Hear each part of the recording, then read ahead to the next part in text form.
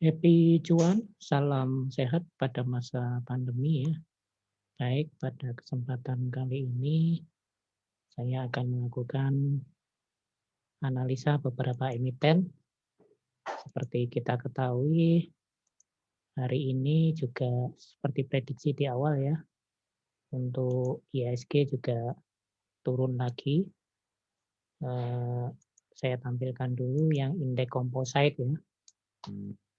Composite untuk IHSG pada hari ini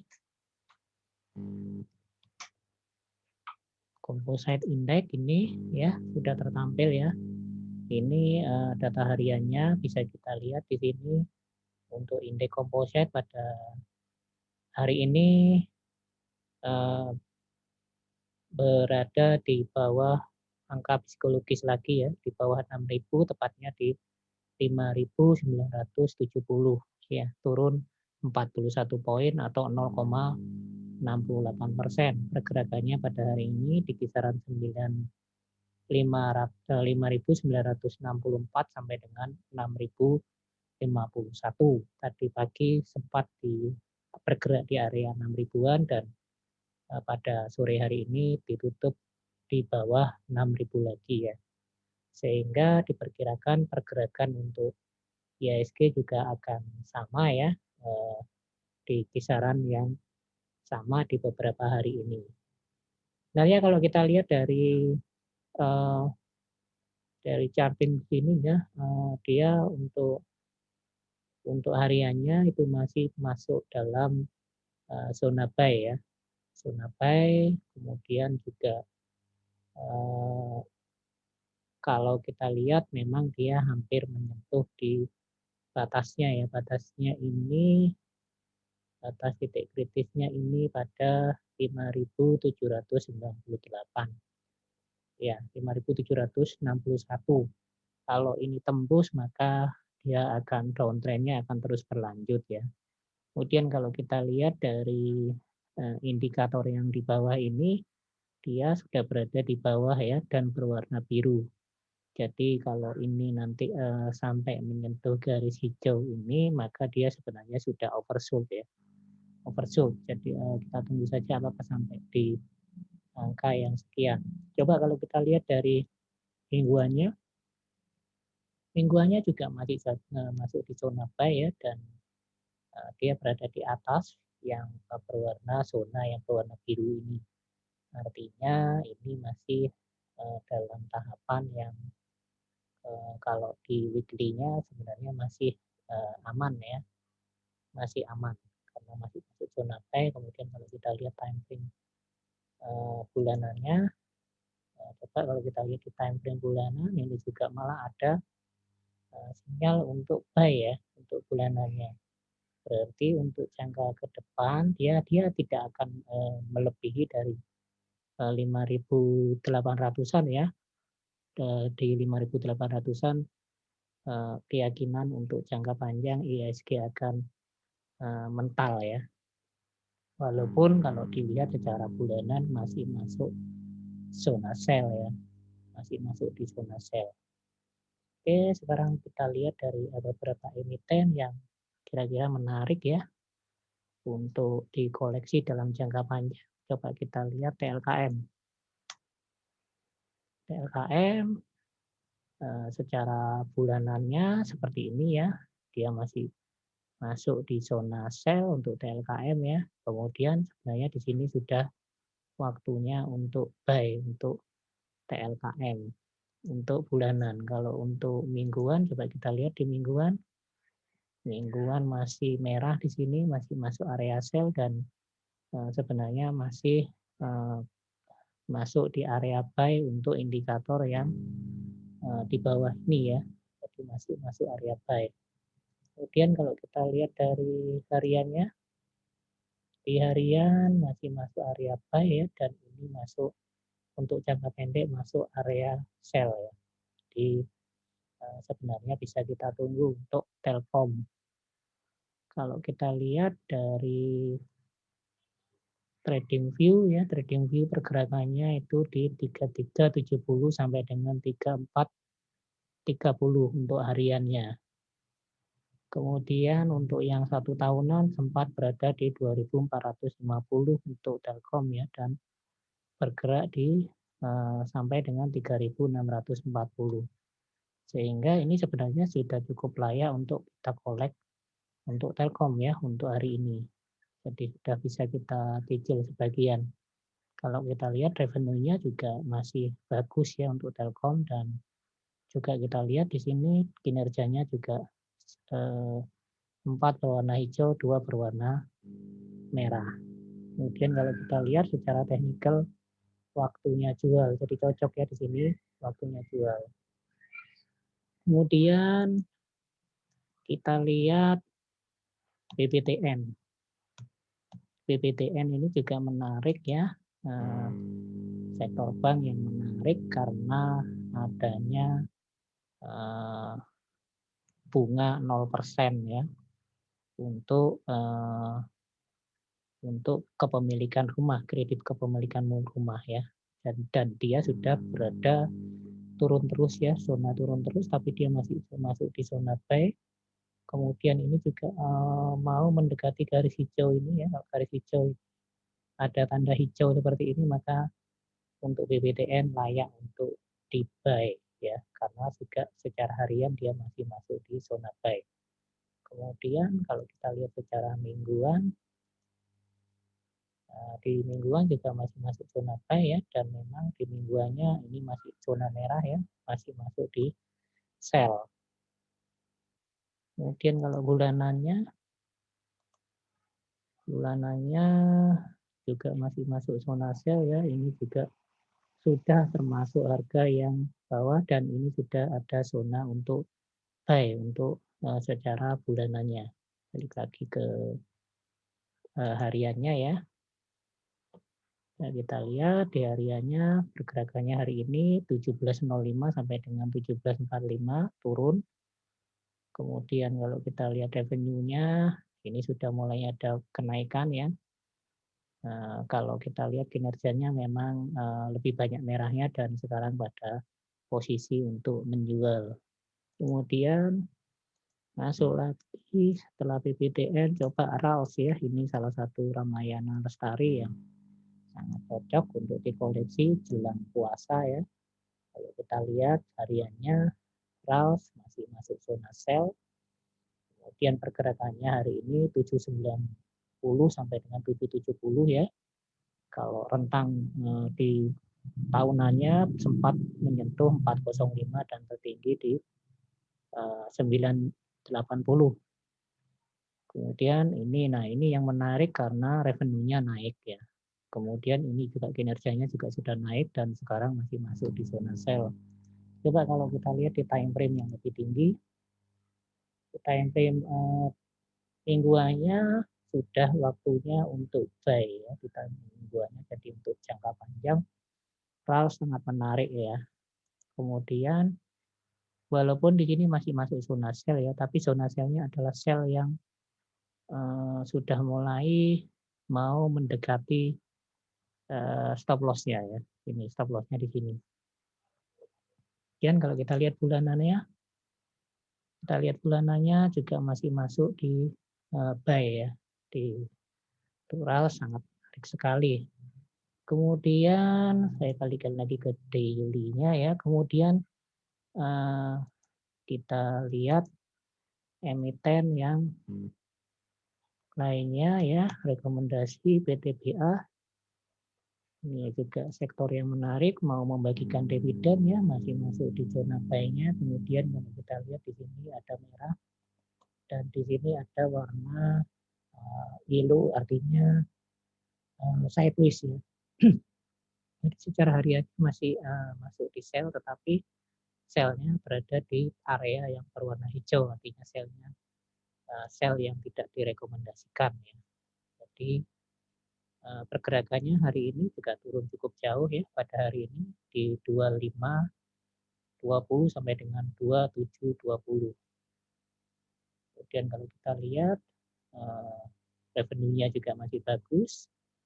Kalau kita lihat lebih banyak dominan merahnya ya, dan sekarang masih masuk di sell. Coba kita lihat di weekly, weekly-nya ya. Weekly-nya juga masih masuk di zona sell dan ini juga sell ya. Kemudian kalau kita lihat di monthly-nya, karena merah ya, ini merah, kemudian ini merah. Kemudian monthly-nya coba kita lihat, di monthly-nya adalah masuk zona buy dan ini masuk di buy. Jadi untuk jangka panjang untuk PTBA sangat menarik sekali. Kemudian lanjut lagi Sumaricon ya, SMRA.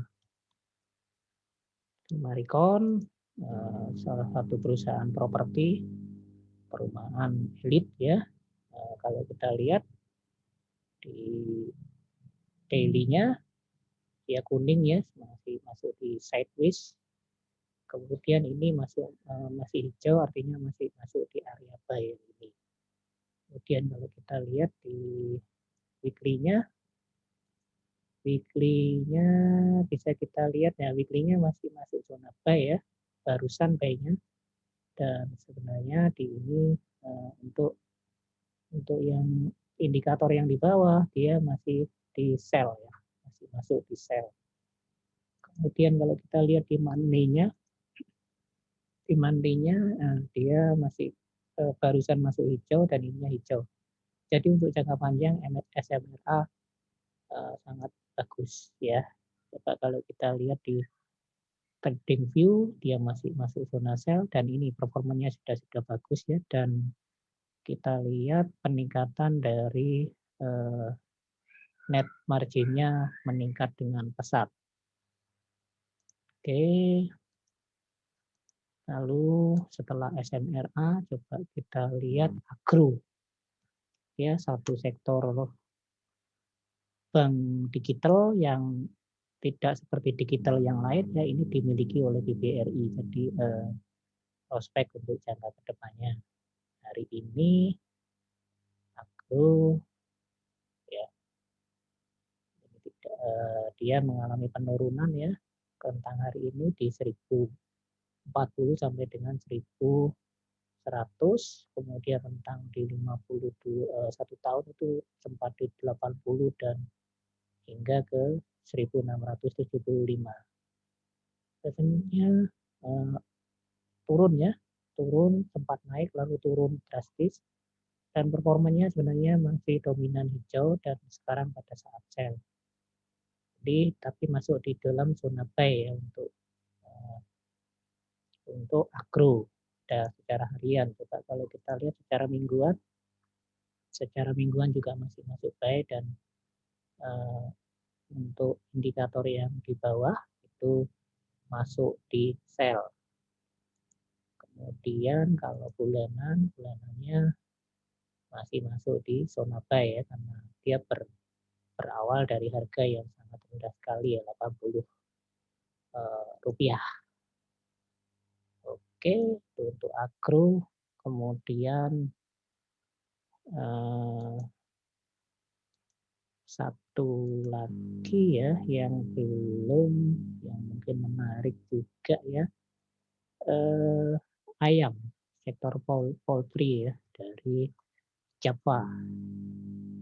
Yang terakhir ini ya, ini mas dari daily-nya dia masih masuk zona buy, kemudian ini juga buy, sehingga Java ini sangat prospek ya. Kemudian kalau kita lihat dia naik hari ini 20 ya, di saat yang lain turun. Kemudian net profitnya memang menurun dan performanya cukup bagus, hijau semua, dan ini kita lihat strong buy ya untuk Java, menarik sekali.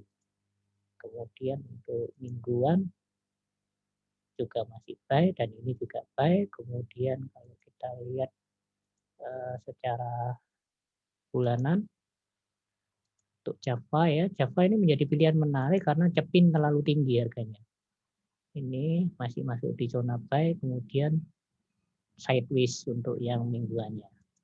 Oke, itu saja yang bisa saya sampaikan untuk hari ini ya. Saya sampaikan di sini saya menggunakan trading 4.0 ya, artinya menggunakan algoritma intelijen. Jadi tidak zamannya lagi sekarang kita menggunakan 1-2 indikator ya, tetapi kita menggunakan kombinasi banyak indikator, kemudian juga semuanya ini dikerjakan oleh sistem yang bernama kecerdasan buatan ya atau artificial intelligence yang menghitung, komputer sendiri yang menghitung ya, sehingga berdasarkan data-data algoritma ya secara statistik sehingga kita mendapatkan keputusan yang memiliki peluang terbesar untuk kita mendapatkan cuan. Nah, seperti ini salah satu contohnya ya. Ini adalah banyak indikator kita lihat ya. Tidak terhitung ya ini gabungan SMA dan EMA, exponential moving average dan simple moving average ya yang digabung dari berbagai macam time frame. Kemudian juga ada money manner. Ini adalah juga yang memberikan indikator buy dan sell, tetapi buy dan sell-nya yang betul-betul di buy dan sell yang lebih akurat ya karena dihitung betul, tidak akan muncul sinyal kalau tidak ada buy yang kuat dan juga demikian sell yang kuat. Dan ini bisa kita hitung ya, contoh Java ini kita bisa hitung revenue yang didapatkan berapa ya kalau kita mengambil buy dari sini coba. Nah, ini ya. Kalau kita tarik sampai dengan yang titik tertinggi, nah itu. Ini stop loss-nya kita letakkan di sini, coba kita tarik 133,71% yang didapatkan. Resiko yang kita pertaruhkan di sini ini 4,58 ya. 4,58 dengan PBL 160.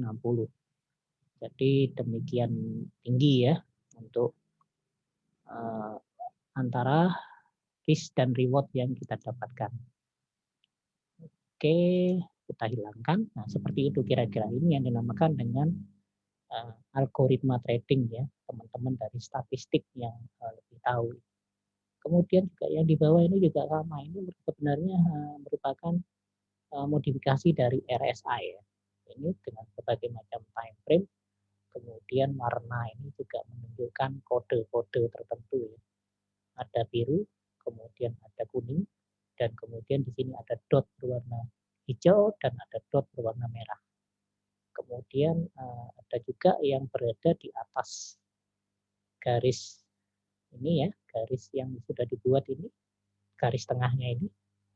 Kemudian ada garis merah ini dan ada garis hijau yang di bawah ini. Garis hijau yang berada di bawah ini artinya kalau sudah tembus di garis hijau yang berada di bawah artinya oversold. Kemudian kalau berada di atas ini artinya dia sudah jenuh beli ya. Ini jenuh jual, yang ini jenuh beli. Sehingga sinyalnya adalah sell. Kalau yang oversold sinyalnya adalah buy, seperti itu. Ya, jadi kalau kita beli di time frame jangka pendek, kita menggunakan sinyal yang ini. Time frame jangka panjang, kita menggunakan yang buy. Demikian terusnya, dan ini juga menunjukkan yang long term investing. Nah, seperti itu. Kalau selama masih dia hijau di sini yang berada di bawah SMA, EMA-nya maka zona buy. Sebaliknya, kalau di sini merah berarti zona sell. Dan ini ada buy di sini berarti buy-nya bisa kita ambil dan kita lihat juga. Nah, sedangkan ini adalah letak dari stop loss-nya. Ya. Ini adalah kalau buy kemudian nanti harganya turun maka kita tentukan reward dan stop loss-nya dari sini. Demikian ya yang bisa saya sampaikan. Happy cuan, salam sehat.